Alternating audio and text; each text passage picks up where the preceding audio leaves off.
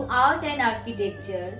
For example, different Buddhist monasteries or viharas, different Buddhist prayer halls or chaityas, and different Buddhist stupas are very important in Buddhist architecture. These are different examples of Buddhist architecture. The Sachi Stupa in Madhya Pradesh and the Mahabodhi temple at Bodh Gaya are two important examples of Buddhist architecture. Some important sources about Gautam Buddha and Buddhism. Number 1. Buddha Charita.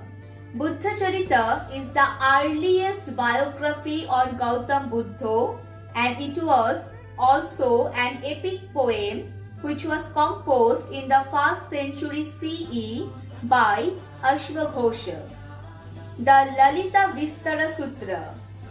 It is the next oldest biography on Gautam Buddha which was composed in the 3rd century CE. The Abhinishkramana Sutra. This biography has several Chinese translations also. It was composed by Dharmagupta between 3rd to 6th century CE. The next biography on Gautam Buddha is Nidana Katha.